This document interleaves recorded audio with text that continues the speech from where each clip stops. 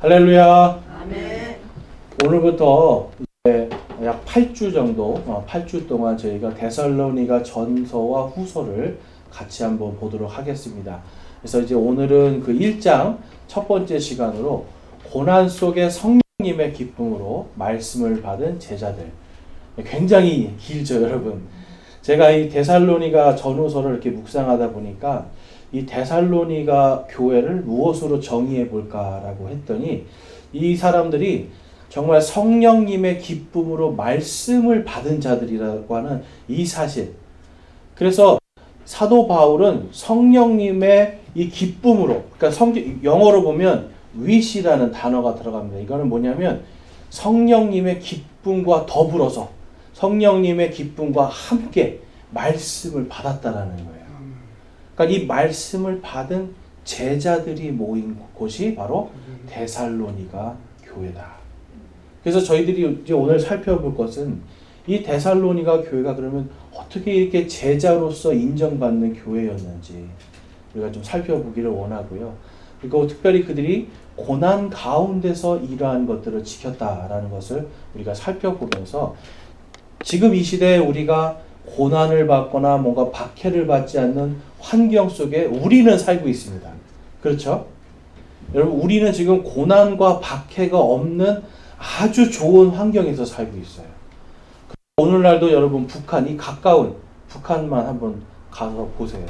제가 가끔씩 이렇게 자유로를 타고 저쪽 문산 쪽으로 이렇게 갈 때가 있는데 밤이 되면 여러분 북한과 남한이 선명해집니다. 무엇으로 선명해질까요, 여러분?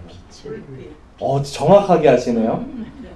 저쪽 통일동산에서 이렇게 쭉 오면 이쪽에는 불빛이 쫙 처음에는 있어요. 거기까지는 한국이에요. 그런데 조금 더 지나가면 갑자기 오른편이 깜깜해져요. 거긴 북한이에요, 여러분. 여기서 얼마 멀지도 않아요. 거기는 여러분 지금 예수님을 듣거나 예수님을 말하거나 예수님을 찬양하거나 이러한 것들이 여러분 그들 안에 박해를 받고 고난받으면서 감히 드러낼 수 없는 환경 속에서 산단 말이에요. 근데 여러분 우리는 어떻습니까? 우리는 환경이 너무 좋지 않아요? 환경이 좋은데도 그 사람들이 바로 오늘 일요일 주일 하나님 앞에 예배드리고 싶은데도 예배드리지 못하는 바로 이 시간에 여러분 아이고 오늘 교회 가야 되는가? 내가 예배를 드려야 되는가? 여러분 그러한 마음들이 우리 안에 있다라면 여러분 우리는 이러한 것들을 회개해야 되는 겁니다. 이 좋은 것을 주셨음에도 이것을 온전히 하나님 앞에 드리지 못한다는 것은 우리 안에 여러분 하나님이 아니라 다른 것이 주인이 되어 있다는 것을 볼 수가 있어요. 여러분 이 고난 속에서 데살로니가 교회는 그들의 고난을 본 것이 아니라 성령님의 기쁨으로 하나님의 말씀을 받았습니다. 이것은 받았다는 건 무슨 뜻일까요? 기쁨으로 말씀을 받았다는 건 무슨 뜻이에요, 여러분? 그냥 말씀을 들었다는 뜻이에요? 이 말씀이 내 안에 새겨지고 그 말씀을 따라서 살았다라는 뜻이 되는 거예요. 여러분 그래서 고린도전서 말씀에 가보면 고린도전서 10장 13절에 가보면 사람에게 공통적으로 있는 시험 외에는 너희가 어떤 시험도 당하지 아니하였나니 하나님은 신실하사 너희가 감당할 수 있는 것 이상으로 시험 당하는 것을 너희에게 허락하지 아니하시고 또한 그 시험과 함께 피할 길을 내사 너희가 능히 그것을 감당하게 하시느니라. 아멘. 여러분 이 사람들은 오늘 데살로니가전서 말씀을 보니까 예수님께서 다시 오심을 늘 소망하던 사람들이에요. 그러니까 오늘 박해를 받고 고난을 받고 옆에 있는 우리 형제 자매들이 막 끌려서 잡혀가고 하는 이러한 모든 상황 속에서도 다시 오실 주님을 소망하면서 그래 우리에게 감당할 힘을 주시지 또한 우리에게 피할 길을 주시지 하는 이 믿음으로 하나님의 말씀을 받았다라는 거예요. 이 사람들이 이것을 받고 여러분 그냥 숨어 있었던 사람들이 아닙니다. 더군다나 이 사람들 여러분 우리가 좀 이따 보겠지만 잃을 것이 많은 사람들이었어요. 가지고 있는 것들이 많은 사람들이었어요. 부자들이었고요. 귀족들이었어요. 이러한 것들을 내려놓고 여러분 생각해 보세요. 가진 게 많을수록 내려놓는 게 쉬울까요? 어려울까요? 예수님 때문에 내 재산을 예수님 때문에 포기해야 되고요. 내가 귀족이라고 하는 이러한 신분을 예수님 때문에 포기해야 되고요. 여러분 그러면 내가 어떻게 살아가야 될까라고 하는 여기 이 퀘스천 마크 물음표부터 생기잖아요. 걱정과 근심과 염려부터 생겨요. 그런데 데살로니가 사람들은 성령님의 기쁨으로 그 말씀을 받는 겁니다. 세상 끝까지 예수 그리스도의 증인이 되라고 하시는 그 제자의 길을 걸어가는 걸 볼 수가 있습니다. 시편 119편 68절에서 72절까지를 보면 우리 한번 68절, 71절, 72절 우리 한번 같이 한번 읽어보겠습니다. 시작. 주는 선하시며 선을 행하시오니 주의 법규들을 내게 가르치소서. 고난당한 것이 내게 유익하오니 이로써 내가 주의 법규들을 배우게 되었나이다. 주의 입의 법이 내게는 천천의 금은보다 좋으니이다. 아멘. 여러분 시편 기자가 천천의 금은보다 뭐가 더 좋대요? 하나님의 말씀. 주의 입의 법 하나님의 말씀이에요. 근데 이 하나님의 말씀을 어디에서 배웠다라고 지금 고백하고 있습니까? 71절에서 고난 중에서. 자, 여러분 예수 믿으면 만사 형통입니까? 아닙니까? 가끔씩 보면은 예수님 전할 때 어떤 힘들고 고난을 당한 사람한테 가서 예수 믿어봐. 예수 믿으면 문제가 다 해결돼. 이래요, 여러분. 여러분 예수님 믿으면 문제가 다 해결됩니까? 아니요. 정말 아닙니까? 네. 여러분 문제의 해결을 위해서 예수님을 믿는 게 아니에요. 예수님을 안 믿는 사람을 교회를 데리고 올 때 당신 예수 믿으면 문제 해결됩니다. 여러분 근데 막상 여러 번 문제 해결됐습니까? 안 됐습니까? 안 된 게 더 많죠? 왜 거짓말하세요? 왜 거짓말 하냐고요? 여러분 우리는 이러한 거짓말로 전도하지 맙시다. 그런데 여러분 분명한 것이 있어요. 예수님을 믿고 예수님이 내 인생의 주인이 되시면 고린도서 13장 말씀처럼 감당할 수 있는 힘을 주시는 거예요. 이길 수 있는 능력을 주시는 거예요. 또한 피할 길을 주시는 거예요. 그리고 내가 감당할 만큼만 주시는 거예요. 아예 안 주시면 좋은데 감당할 만큼만 주시는 거예요. 여러분 이게 은혜 아닙니까? 그리고 이길 수 있는 힘을 주시는 거 이게 은혜 아닙니까? 여러분 우리는 고난과 고통이 우리를 찾아오는데 그때 하나님 앞에 기도를 왜 합니까? 하나님 이걸 기적과 같이 일어나게 해주십시오. 기적과 같이 해결되게 해주십시오. 여러분 이게 솔직히 우리 마음이지만 진정으로 기도해야 될 건 여러분 이길 수 있는 힘을 주십시오. 견딜 수 있는 힘을 주십시오. 피할 수 있는 길을 주십시오. 그러면 여러분 그 피하고 견디고 인내하는 이 모든 가운데서 하나님과 함께 동행하면서 하나님의 말씀을 배우는 거예요. 여러분 말씀을 배운다는 것은 단순히 지식을 넣는 게 아닙니다. 지식적으로 따지면 한 10년 정도 성경 열심히 보면 어느 정도 알 수 있는 것이 생겨요. 근데 여러분 제가 미국에서 데이비드 소렌슨이라는 아주 유명한 목사님을 만난 적이 있어요. 이분은 이 영어 킹제임스 성경을 그냥 달달달달 외워요. 그러니까 몇 장 몇 절에 무슨 말씀이 있죠? 그럼 그 말씀을 쫙 외워요. 성경을 200번 이상 읽은 분이에요. 근데 어떤 사람이 그분 그 컨퍼런스에 제가 갔었는데 있을 때 한 목사님이 질문을 하더라고요. 아니 목사님은 성경을 다 외우지 않습니까? 머리에 성경이 들어있지 않습니까? 그런데 아직도 성경을 읽습니까? 그래요. 그때 그 목사님이 뭐 했을까요? 예, 저는 여전히 매일같이 성경을 읽습니다. 그래서 왜 읽습니까? 그랬더니 저는 여전히 제 삶 속에서 하나님을 배우고 있기 때문에 그렇습니다. 머리로 외우는 게 중요한 게 아니라는 거예요. 야, 이 말씀이 정말 내 삶에 나타나구나. 이거를 깨닫는 게 금은보화를 캐는 것보다 더 기쁘고 감격스럽다는 거예요, 여러분. 그래서 그분이 하시는 말씀이 있어요. 목사들에게. 성경 공부를 하지 말고 성경을 읽으라고요. 그건 단순히 읽으라는 게 아니라 삶 속에 성경 말씀이 바로 당신들의 삶에 나타나도록 읽으라는 거예요, 여러분. 그래서 지식이 아니라 삶 속에서 하나님을 배워가는 겁니다. 여러분, 시편 기자는 그걸 뭐라고 말하는 거예요? 아, 하나님, 주의 법규들을 내게 가르쳐 주시옵소서. 그런데 고난당하는 것 가운데 이것이 내게 유익이 되는데 그 이유가 거기서 내가 주의 말씀을 배웁니다. 라고 지금 고백하고 있어요. 여러분, 오늘날 우리가 많은 고통과 어떤 고난들이 찾아오는데 과연 우리는 얼마나 주님의 말씀 속에서 그것을 배울까요? 또한 그것을 아는 것으로 끝나는 것이 아니라 우리 삶 속에서 얼마나 그것을 실천하고 있을까요, 여러분? 데살로니가 교회는 이 모든 것들 속에서 우리가 제자들이 되어야 됨을 말씀하고 있어요. 여러분들은 신도입니까? 제자입니까? 제자 맞습니까? 믿지 않는 저의 친구들이 저에게 물어봐요. 야, 요즘 신도 좀 늘었냐? 그래요.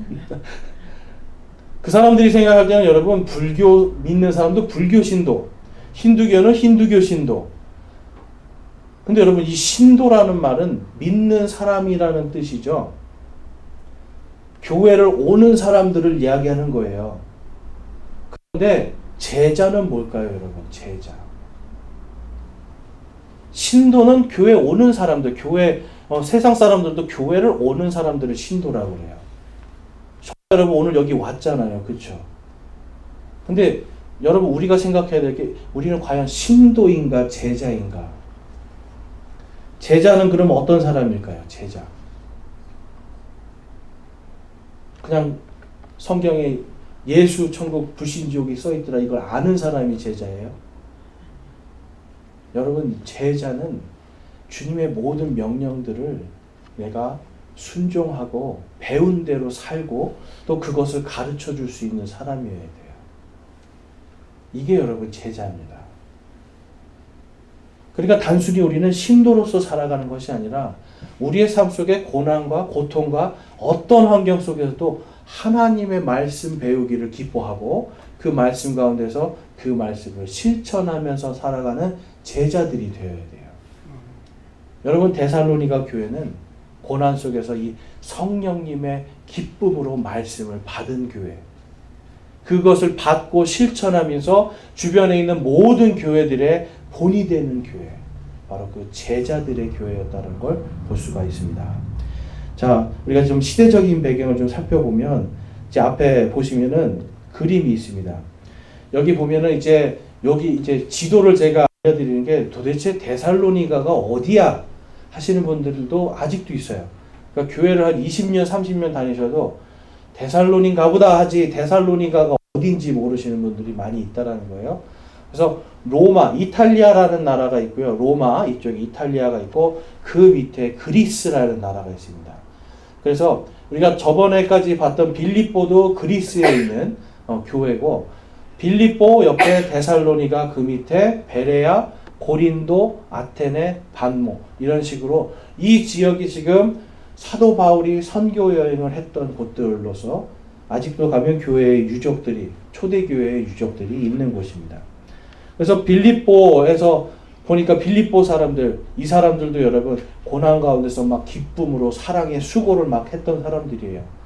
그런데 사도 바울이 복음 전하다가 감옥 갇혔다니까 어떻게 됐어요, 이 사람들이? 갑자기 기쁨을 다 잃어버렸었잖아요. 빌립보서 했는데 다 까먹으셨죠, 여러분? 빌립보 교회도 그렇고 데살로니가도 그렇고 베레아도 그렇고요. 우리가 이 그리스 지역에 있었던 교회들은 보면 그래도 하나님의 말씀을 받아들이고 행하려고 하는 사람들이었다는 걸 우리가 알 수 있어요. 그래서 빌립보 교회에도 기쁨에 대한 말씀을 하시고 데살로니가 기쁨에 대해서 말씀하세요. 자, 그러면 데살로니가 교회는 어떤 교회였을까? 우리 사도행전 17장 말씀에 가보면 17장 10절에서 11절에 가보면 우리 같이 한번 읽어보겠습니다. 사도행전 17장 10절 11절 우리 함께 읽겠습니다. 시작. 밤에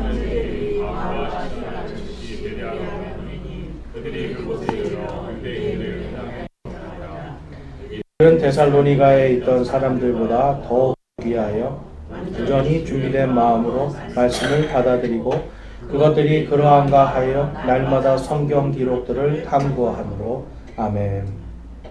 10절에 보면 밤에 형제들이 바울과 실라를 즉시 베레아로 보냈다는 말씀이 있어요.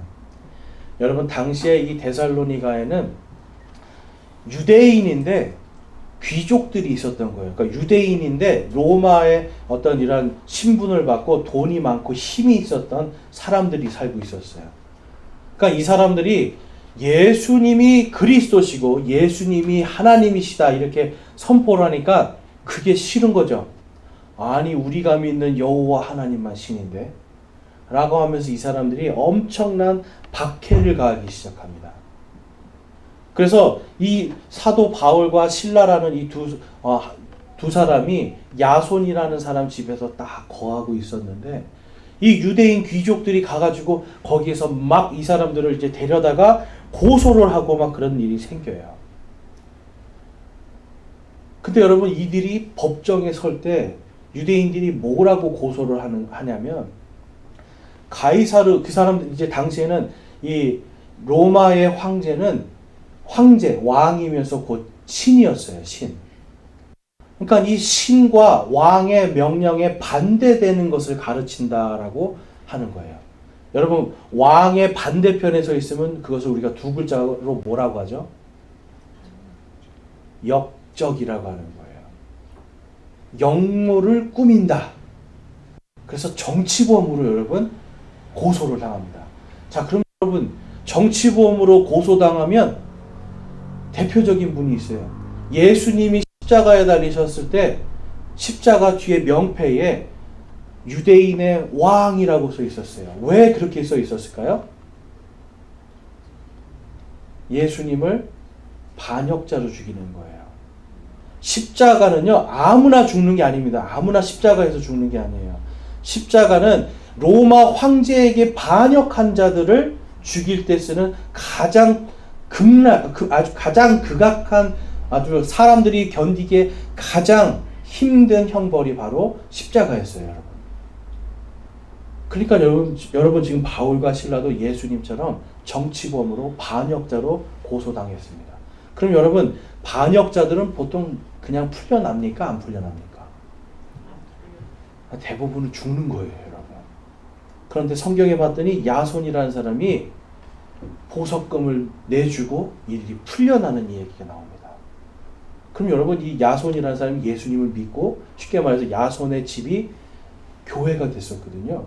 그러면 이 야손이라는 사람이 어떤 사람인가 생각해 보시면 알 수 있죠. 그냥 평범한 사람이 아니라는 거예요. 이 사람은 귀족이었고 굉장히 돈도 많고 정치적인 힘이 있었던 사람이다라는 걸 알 수 있어요. 그런데도 불구하고 유대인들이 계속해서 바울과 실라를 죽이려고 어떻게든지 죄를 만들어서 감옥에 가두려고 하니까 이 제자들이, 이 데살로니가 교회에 있었던 사람들이 이 바울과 실라를 옆 동네 베레아로 보내는 겁니다. 봤더니 베레아는 데살로니가 사람들보다 더 고귀하여라고 그래요. 이 고귀는 영어로 가면 노블이라는 뜻인데요. 이건 뭐냐면 그들의 성품이 고귀하다 이런 것도 뭐 할 수 있겠지만 실제로는 그들의 신분이 더 높은 귀족들이었다는 걸 알 수 있어요. 그러니까 데살로니가 사람들보다 더라는 말은 데살로니가 사람들도 어떤 사람들이었다? 귀족들이었어요. 이게 우리가 아셔야 되는 게 있어요. 요즘은 우리가 대부분 다 고등교육을 받습니다. 고등학교, 중학교 이상 배움을 어느 정도 받도록 돼 있었잖아요. 근데 당시에는 이 플라톤 철학이라는 게 있어서 거기에는 뭐가 있냐면 많이 배운 자들만 다스릴 수 있는 거예요. 그러면 다스리려면 뭘 해야 됩니까? 사람들을 다스리려면 사람들이 배우지 못하게 하는 거예요, 여러분. 그러니까 사람들이 무식해지면 많이 배운 사람들이 다스리기가 너무 쉽죠. 여러분, 이 고귀하다는 뜻은 뭐냐면 이 사람들이 그만큼 귀족이면서 많이 배웠다라는 뜻이에요. 더군다나 이들은 또 보면 회당에 있었던 걸 보면 유대인들이었다라는 것도 알 수가 있어요. 그러니까 이 사람들은 많이 배웠어요. 성경도 많이 배우고 세상 철학도 많이 배우고 많이 배워서 하나님의 말씀을 전했더니 이게 과연 그러한가라고 보면서 자신들이 가지고 있었던 신앙들을 포기해야 되는 상황들이 오는 겁니다. 여러분, 유대인들은 아셔야 되는 게 있어요. 전 세계 어디 가나 유대인들은 자기들의 공동체를 만듭니다. 유대교 안에 있어야 그 공동체가 형성이 돼요. 공동체 안에 들어갈 수 있어요. 그리고 그 공동체 안에 들어가면 쉽게 말해서 제가 사업을 하고 싶은데 돈이 없습니다. 그러면 공동체에서 여러분 이자 없이 그냥 빌려줍니다. 얼마나 좋아요. 내가 사업을 했는데 내 옆에 있는 사람들이 당신 우리와 같은 유대인이지 돈 빌려줄게 무상으로. 그래서 사업을 차렸는데 오늘 예수님을 믿은 거예요. 나 이제 예수님 믿습니다. 그러면 이제 어떻게 할까요? 유대인 공동체가 돈 다시 다 회수하시오 하는 거예요. 아니면 이자를 내시오 하는 거예요. 형제가 아니라 이방인들에게 이자를 받을 수 있었거든요. 유대인들은 여러분 돈에 철저한 사람들입니다. 그러니까 내가 유대인이고 귀족이고 돈이 많고 많이 배웠는데 예수님을 믿는다라면 이 사람들은 포기해야 될 게 너무나 많아지는 거예요. 그리고 예수님을 믿으면 뭘로 계속 고소당해요? 역적으로 계속 고소당하니까 귀족의 신분도 잃을 수밖에 없는 거예요. 그럼에도 불구하고 데살로니가 사람들은 어떤 사람들이었습니까? 버릴 수 있는 사람들이었어요. 그래서 여러분, 이 사람들은 정말 하나님 앞에서 이 사람들이 날마다 성경을 탐구하면서 베레아 사람들뿐만 아니라 데살로니가 사람들도 하나님의 말씀을 탐구하면서 이 말씀을 성령님의 기쁨으로 받아들이게 됩니다. 유대교도 끊어지는 거죠. 또한 그들 안에는 또한 귀족들 안에는 여러분 다 유대인들이 아니죠. 이방인들도 있었어요. 우상 숭배하는 자들. 여러분, 우리가 아셔야 되는 게 성경에서 술 취하지 말아라, 포도주와 독주를 마시지 말아라, 이러한 명령들이 계속 나오거든요. 보통 여러분 이 독주와 포도주를 마실 수 있는 곳이 어디였냐면 이 우상들을 섬기는 신전이었습니다. 자, 그러면 이 중에 술 많이 드셔보신 분들 있죠? 술 먹는 사람들한테 제일 기쁜 소식은 누가 공짜로 술 준다더라 이겁니다, 여러분. 자, 예수님을 믿으면 그럼 뭐가 끊기는 거예요? 공짜 술이 이제 끊기는 거예요.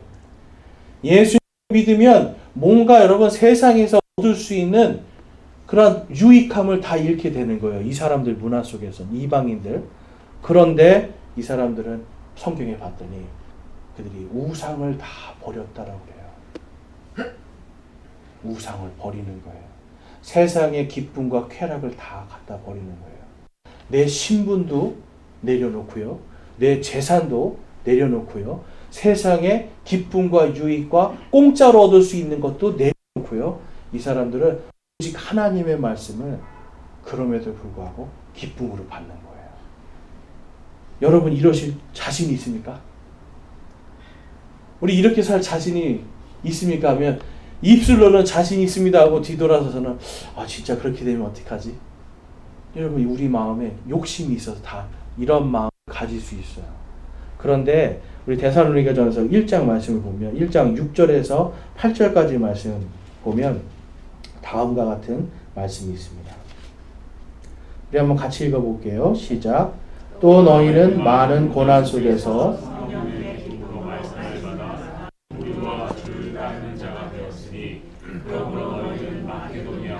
아가야에서 믿는 모든 자들에게 본이 되었느니라.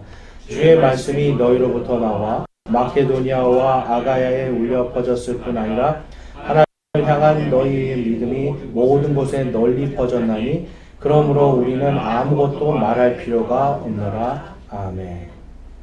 여러분, 이 사람들 많은 고난 속에 있었는데 성령님의 기쁨으로 말씀을 받아서 우리와 주를 따르는 자가 되었다라고 기록하고 있어요. 이 따르는 자, 영어로 보면 팔로워인데요. 여러분, 주님을 따라간다라는 건 곧 이 영어도 그렇고요, 헬라어도 보면 이것이 제자의 뜻을 갖고 있다는 걸 알 수 있어요. 제자라는 것도 보면 제자는 배우는 자, 그리고 배운 대로 따라가는 자예요. 그러니까 우리 바울과 실라가 이들에게 성경 말씀을 가르쳤잖아요. 그 가르쳐준 그 말씀과 주님을 따르는 자들이 되었다. 바로 제자가 되었다라는 걸 알 수 있고요. 7절의 말씀을 보면 이 사람들이 마케도니아와 아가야, 그러니까 아까 우리가 봤던 사진의 그리스 지역 있죠. 이 전체 모든 교회들의 가장 본이 됐다는 거예요. 여러분, 이 주변에도 오실 때 많은 교회 봤죠. 많은 교회 봤어요. 근데 이 가운데 정말 본이 되는 교회가 되어야 되는 겁니다.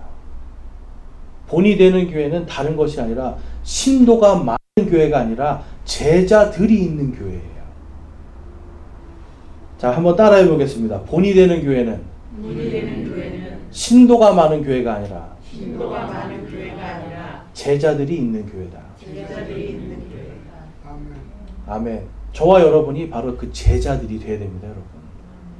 그래야 여러분, 이 그리스와 이 모든 지역에서 본이 되었던 이 데살로니가 교회처럼 우리가 여러분 믿음의 본이 되어야 돼요. 그러니까 다른 사람이 잘하네 못하네 할 필요가 없는 거죠.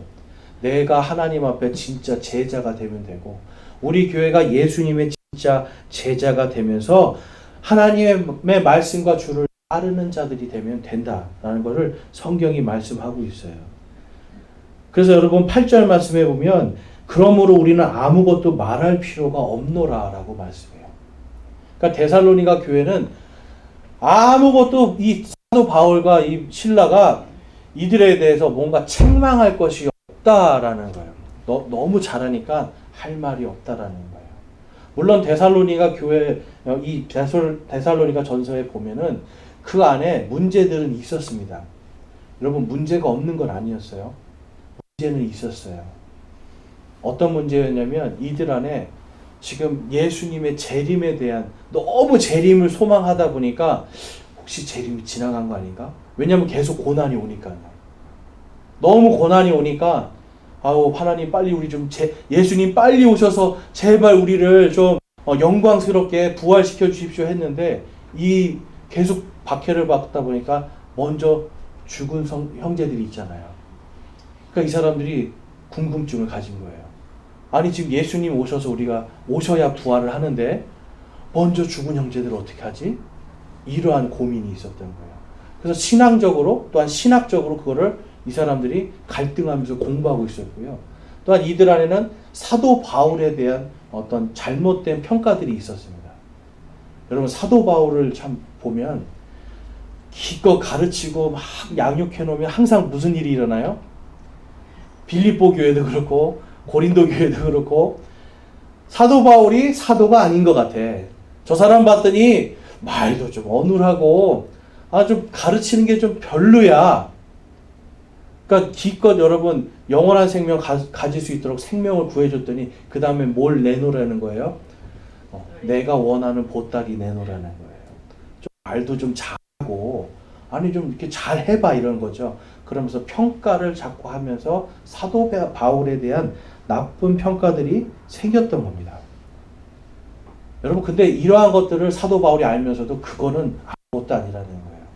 그들이 고난 가운데 성령님의 기쁨으로 말씀을 받은 제자들이었다라는 사실에 사도 바울은 기뻐하고 너희들 모든 지역에 있는 교회들의 본이 되는 교회고 너희에 대해서는 우리가 더 이상 할 말이 없다.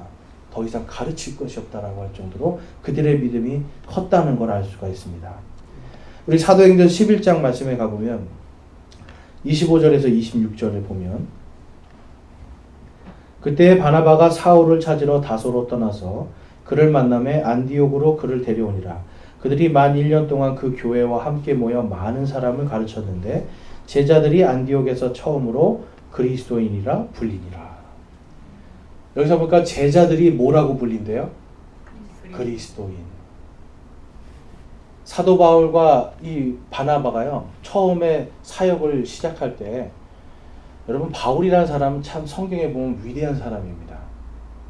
근데 이 사람이요, 처음부터 나 이제 회심했습니다, 나 이제 예수님 믿습니다 하고 성경을 막 봤더니 성경 박사예요. 근데 이 사람이 처음부터 목사로서 일한 게 아닙니다. 이 사람이 선교사로서, 목사로서 안수받을 때까지는 13년 동안 훈련받는 시간이 있었어요.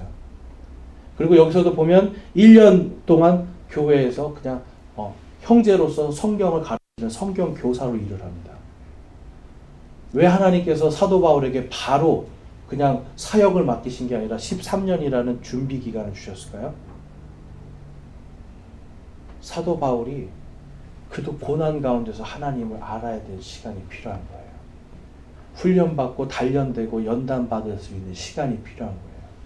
그러면서 그가 1년 동안 그 자기가 가진 것을 가지고 열심히 가르쳤더니 사람들이 뭐가 돼요? 신자가 아니라 제자가 되고 그리스도인이 돼요. 여러분, 그리스도인이란 뜻은 뭘까요? 기독교인이, 제가 그리스도인이라는 뜻이라고 말씀드렸어요. 기독교인, 그리스도인, 이 뜻이 뭘까요?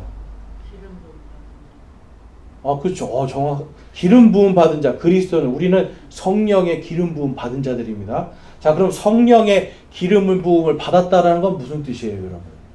제자가 그렇죠. 그리스도인은 그리스도를 따르는 자들이라는 뜻이에요. 그러니까 제자나 그리스도의 제자나 그리스도인이나 똑같은 뜻이에요, 여러분.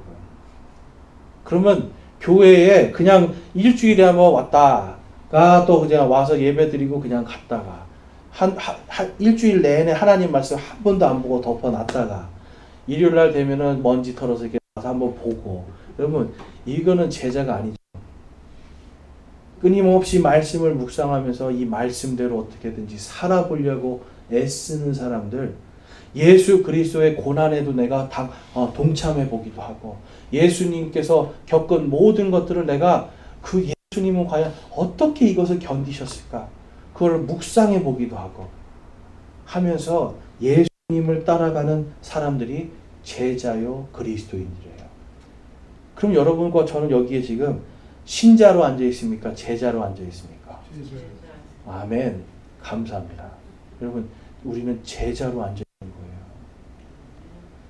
예수님이 그래서 이렇게 말씀하세요. 요한복음 8장 31절에서 32절에 보면, 이에 예수님께서 자기를 믿은 유대인들에게 이르시되, 너희가 내 말에 거하면 참으로 내 제자가 되고 또 너희가 진리를 알지니 진리가 너희를 자유롭게 하리라 하시니. 여러분, 예수님은 내가 곧 길이요 진리요 생명이라고 하셨어요. 너희가 지금 진리인 나를 알지니 너희가 이제는 율법의 행위에 갇혀 있고 율법의 죄에 갇혀 있는 것이 아니라 이 진리가 너희를 자유롭게 할 것이다. 그러면서 예수님의 제자가 되려면 다 어디 안에 거해야 된다고 말씀하고 있어요? 너희가 내 말에 거하면, 예수님의 말을 따르는 자가 되면 너희가 나의 제자가 될 것이다. 요한복음 13장 말씀에 가보면 다음과 같은 말씀이 있습니다. 요한복음 13장 34절에서 35절인데요. 함께 읽어볼게요. 시작. 내가 새 명령을 너희에게 주노니 너희는 서로 사랑하라. 내가 너희를 사랑한 것 같이 너희도 서로 사랑하라. 너희가 서로 사랑하면 이로써 모든 사람이 너희가 내 제자인 줄 알리라 하시니라. 아멘. 여러분, 예수님이 가룟 유다를 사랑했을까요? 안 했을까요? 사랑하셨어요. 우리가 아셔야 되는 게 있습니다. 지금 예수님이 너희가 라고 할 때 이 너희는 예수님을 믿고 지금 모인 사람들이에요. 예수님의 제자들이에요. 근데 그 안에 누구도 있어요? 가룟 유다도 있어요. 너희가 서로 사랑하면, 가룟 유다가 한번 상상해 볼게요. 예수님을 팔았어요. 예수님 십자가에 돌아가시게 했어요. 그런데 가룟 유다가 만약에 뒤늦게라도 회개하고 주님 잘못했습니다. 주님 저를 용서해 주십시오. 회개하고 나왔다라면 다른 제자들이 유다를 사랑으로 받아들였을까요? 안 받아들였을까요? 예수님을 사랑하는 제자들이라면 받아들이는 거예요. 그런데 유다는 끝까지 교만하여서 어떻게 합니까? 회개하지 않고 자기 목을 매서 죽잖아요. 자기가 할 수 있는 건 이거다라고 가는 거예요. 그렇기 때문에 여러분 그는 어떻게 보면 진정한 제자는 아니었을 겁니다. 그냥 신자였던 거예요. 언제든지 하나님을 버릴 수 있는 사람. 그런데 여러분 예수님이 말씀하시는 거예요. 내가 너희를 사랑한 것처럼 너희가 서로 사랑하라. 교회 안에 보면 여러분 우리 제자들이지만 다 부족한 부분들이 있지 않습니까? 마음에 안 드는 부분들이 있어요, 서로. 그런데 그 모든 것들을 뛰어넘는 예수 그리스도의 사랑으로 함께 하나가 되라는 말씀인 거예요. 여러분 초대 교회는 언제부터 시작이 됐을까요? 우리 교회라는 거. 지금 예수님이 제자들에게 말씀하시거든요. 그러면 이때는 아직 십자가에서 돌아가시기 전이에요. 예수님이 부활도 하지 않으신 상태예요. 그런데 지금 예수님이 제자들과 함께 계세요. 그러면 여기가 교회입니까? 아닙니까? 많은 분들이 오순절에 교회가 탄생했다라고 얘기를 해요. 오순절에 교회가 탄생했다. 자, 그런데 제가 질문을 해볼게요. 교회의 머리는 누구신가요? 예수님이죠. 예수님이 부활하시고 오순절 되기 전에 부활하시고 나서 40일 동안 하나님의 왕국을 제자들에게 가르치셨어요. 그러면 그거는 그 제자들의 모임과 예수님이 있는 그곳, 거기가 교회입니까? 아닙니까? 교회죠. 아직 오순절이 되기 전이지만 교회예요. 또한 지금 십자가 전에도 예수님은 제자들과 함께 계시면서 제자들에게 예수님의 말씀을 가르치고 계셨어요. 그럼 여러분 이것은 교회입니까? 아닙니까? 이것도 교회예요, 여러분. 우리가 한 가지 알아야 되는 건 여러분 성경에서 성령님을 받았다, 기름 부음을 받았다라는 건 무엇을 뜻할까요? 예수님도 여러분 언제부터 사역을 시작하세요? 태어나면서부터 계속 사역하셨어요? 나면서부터 나는 그리스도다라고 계속 사역하셨어요? 그렇죠. 그 전까지 30년은 뭐하고 사셨어요? 목수였어요. 목수하는 동안에 기적을 일으켰다는 기록이 단 한 군데도 없어요. 그런데 침례를 받고 요한이 침례를 주잖아요. 침례자 요한이 침례를 받고 물속에서 올라오실 때 성령님이 임하심을 통해서 그때 그리스도의 기름 부음을 받으시는 거예요. 태어나실 때도 물론 하나님이시지만 이 그리스도의 기름 부음을 받았다라는 건 사역이 시작된다는 겁니다. 오순절에 여러분 제자들이 분명히 예수님과 함께 있는 동안에 교회였단 말이에요.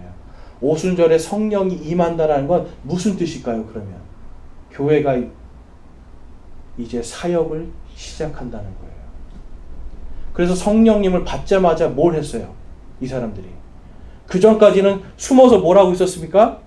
다락방에서 기도하고 있었어요. 그런데 성령님이 임하심을 통해서 성령의 기름 부음을 받으니까 그때부터 제자들이 밖으로 나가서 각 나라의 말로 복음을 선포하면서 그들에게 복음 전파의 사역을 시작해요. 그렇기 때문에 십자가 이전에 예수님께서 지금 제자들에게 하신 말씀, 또한 십자가 이전에 교회는 이렇게 치리해야 된다는 말씀, 이러한 모든 것들, 그리고 주의 만찬도 십자가 이전에 명령하셨죠. 그리고 교회가 탄생하기 전에 예수님께서 교회는 침례를 주라고 명령하셨어요.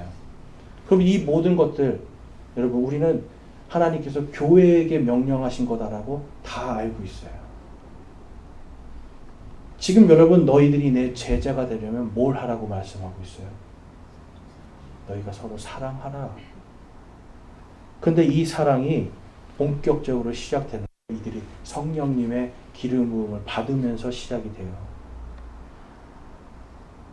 그래서 여러분 사도행전 1장 8절에 가보면 오직 성령님께서 너희에게 임하신 후에 너희가 권능을 받고 예루살렘과 온 유대와 사마리아에서 그리고 땅의 맨 끝 지역까지 이르러 나를 위한 증인이 되리라 하시니라. 아멘. 이들은 성령님을 받음을 통해서 이제 교회로서의 사역을 시작하는 겁니다. 성령님을 받으면 어떻게 한다고 기록되어 있어요?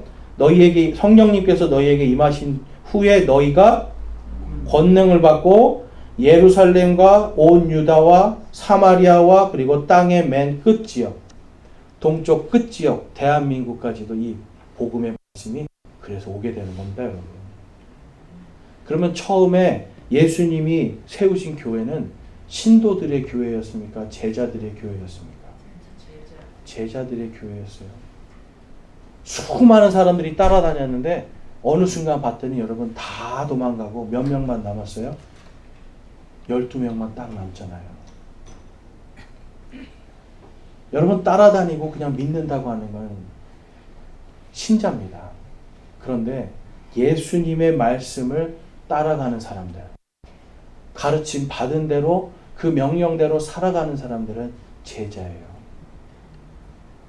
그래서 하나님께서 처음에 교회를 세우실 때 제자들을 통해 세우시고 이 제자들이 교회 안에서 다른 이제 믿고 들어오는 신자들을 가르쳐서 제자가 되게 만드는 거예요.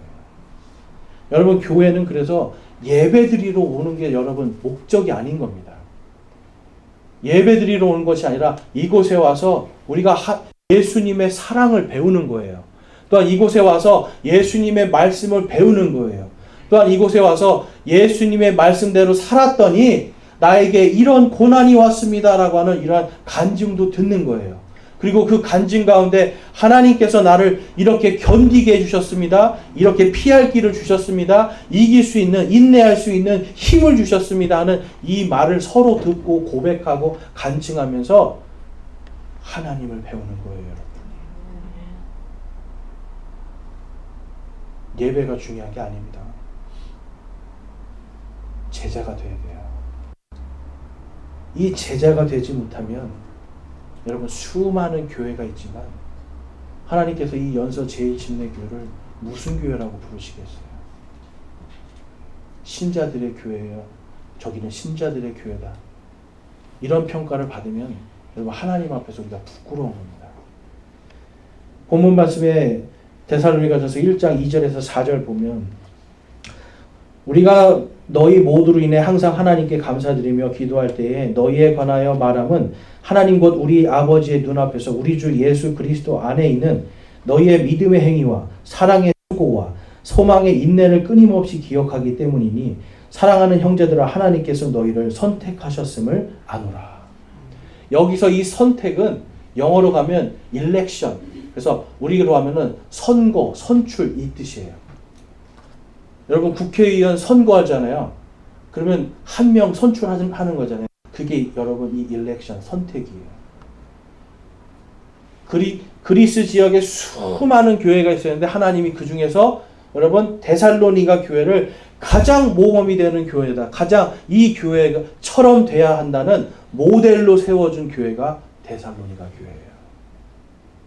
그래서 하나님이 그들을 선택하신 거예요. 여러분 여기 있는 다른 교회 중에 저희 교회가 바로 이 제자로서 하나님께 인정받고 선택받는 교회가 되길 소망합니다. 우리가 또한 어디를 가든지 그곳에서 야 정말 이 사람은 진짜 그리스도인이구나, 예수님의 제자구나 라고 하는 이렇게 정말 구별되고 거룩한 삶을 할 수 있기를 소망합니다. 여러분 그렇지 않으면 우리는 평생을 신도에서 머물게 될 거예요. 로마서 14장 17절에서 18절 말씀에 가보면 하나님의 왕국은 먹는 것과 마시는 것이 아니요 오직 성령님 안에서 의와 화평과 기쁨이니라. 이것들 안에서 그리스도를 섬기는 자는 하나님께서 받아주시며 사람들에게 인정을 받느니라. 아멘. 여러분 데살로니가 교회가 성령님의 기쁨으로 말씀을 받았다라는 건 다른 것이 아닙니다, 여러분. 그들 안에 하나님의 왕국이 임했다라는 거예요. 하나님의 왕국. 여러분 나라. 우리 예전에 하나님의 나라라고 했잖아요. 이거는 번역할 때 그때 당시는 왕이 있었던 시절이기 때문에 왕국 그러면 여러분 반역자예요. 그러니까 나라로 순하게 바꿔줬어요. 근데 영어로 가거나 헬라어로 가면 이거는 나라가 아니라 왕국입니다. 왕국과 나라의 차이는 뭘까요? 나라의 주인은 누구예요? 대한민국 나라의 주인은 국민이라고 하죠? 네. 진짜 국민인지는 알 수 없겠지만. 그런데 왕국의 주인은 누구예요? 왕이죠. 예수님이 우리의 왕이 되어주시는 거예요. 그래서 로마 교회에게도 그걸 얘기하는 겁니다. 성령님을 통해서 의와 화평과 기쁨을 누리는 자들, 바로 성령님의 말씀을 기쁨으로 받아들인 자들에겐 하나님의 완전한 통치가 있는 왕국이 임하게 될 것이다라고 말씀해요. 그리고 그런 사람들은 하나님도 그렇지만 주를 따르는 우리 교회도 그렇지만 또한 사람들, 세상에 있는 사람들도 그를 인정한다라는 거예요, 여러분. 그를 선택한다라는 거예요. 하나님이 그를 선택했다. 구별하고 거룩하게 했다. 여러분, 이거는 제자들만이 될 수가 있는 겁니다. 그래서 여러분, 오늘 본문 말씀 다시 한번 가보면 8절에 주의 말씀이 너희로부터 나와 마케도냐와 아가야에 울려 퍼졌을 뿐 아니라 하나님을 향한 너희의 믿음이 모든 곳에 널리 퍼졌나니 그러므로 우리는 아무것도 말할 필요가 없노라. 여러분, 책망받을 것이 없는 교회가 돼야 돼요. 9절과 10절 말씀 우리 같이 한번 읽어보겠습니다. 시작. 그들이 직접 우리에 관하여 보여주되 우리가 어떤 식으로 너희에게 들어갔는지 또 너희가 어떻게 우상을 버리고 하나님께로 돌아와 살아계시고 참되신 하나님을 섬기며 그분께서 죽은 자들로부터 살리신 그분의 아들께서 하늘로부터 오실 것을 기다리는지 보여주나니 이분은 곧 다가올 진노로부터 우리를 건져내신 예수님이시니라. 아멘. 여러분, 데살로니가 사람들은 우상 다 버리고 세상의 모든 권세, 명예, 재물 다 버리고 오직 하나님 한 분을 따라가면서 다시 오실 예수님 소망하고요. 그들에게는 내가 이제 다가올 진노로부터 구원받았구나. 죄와 사망에서 구원받았구나 하는 이 사실 하나가 그들에게는 기쁨이 되고 소망이 됐기 때문에 돈이 그들을 지배하거나 세상의 명예가 그들을 지배하거나 세상의 어떤 생활 방식이 그들을 지배한 것이 아니라 오직 예수 그리스도의 말씀이 그들을 지배하게 하는 주님의 참된 제자들의 교회가 되었다는 것을 오늘 우리는 데살로니가 전서를 통해서 볼 수가 있습니다. 저와 여러분은 신자의 교회를 만들어야 되겠습니까? 제자의 교회를 만들어야 되겠습니까? 제자의 여러분은 신도입니까? 제자입니까? 제자입니다. 제자는 예수님의 명령을 따르는 자들입니다. 네. 교회 열심히 나오고 교회 활동 많이 하지 마십시오, 여러분. 여러분이 진짜 예수님의 제자가 되면 그것은 저절로 되는 겁니다. 여러분과 제가 하나님의 앞에서 예수님의 제자로서 서려고 노력할 때 하나님께서 기뻐하시는 거예요. 저는 그냥 신자로 있을래요? 나중에요. 아니, 조금 더 뒤에요. 나중에 제자 될래요. 여러분 자유입니다. 그렇지만 여러분, 제자가 되지 않는 사람은 결코 하나님의 왕국을 누릴 수도 하나님의 왕국의 권능으로 살 수도 없음을 우리는 기억해야 됩니다. 그래서 저와 여러분이 오늘 말씀을 잘 묵상하시고 내가 이제는 신자가 아니라 정말 제자가 되고 우리 교회 공동체가 신자들의 모임이 아니라 앞으로 제자들의 모임이 될 수 있기를, 더 많은 제자들이 와서 함께 예수 그리스도를 따르는 공동체가 될 수 있기를 함께 기도하길 소망합니다. 우리 함께 이 시간 결단하며 기도하기 원합니다. 이 시간 우리 기도할 때 여러분, 나는 정말 신자로 살았는가 제자로 살았는가 이 시간 하나님 앞에 고백하고요. 여러분, 정말 예수님의 명령에 따라서 따르는 진정한 그리스도인 제자가 되길 소망합니다. 이제 신자의 삶을 버리고 제자의 삶을 살기를 결단하길 바랍니다. 우리 함께 기도하겠습니다.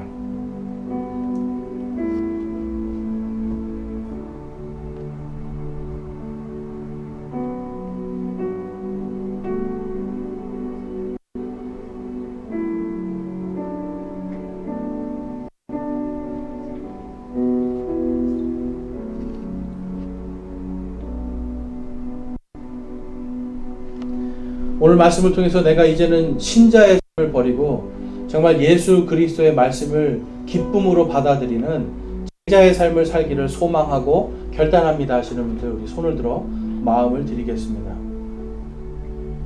그냥 단순히 교회에 나가는 사람이 아니라 예수님의 명령에 따라서 내가 이제는 침례도 받고 예수님의 명령에 따라서 모이기를 힘쓰고 있지만 더 예수님의 말씀을 받아서 삶 속에서 제자의 삶을 살기를 소망합니다 하는 이러한 결단이 여러분 안에 있기를 바랍니다. 손 내려주시고요. 오늘 여러분들이 결단하고 소망한 그대로 여러분들이 예수님의 진정한 제자들로 거듭나고 우리 교회가 예수님의 제자들의 교회로 이 지역의 본이 되는 주님이 기뻐하시는 교회가 될 수 있기를 주님의 이름으로 축원합니다.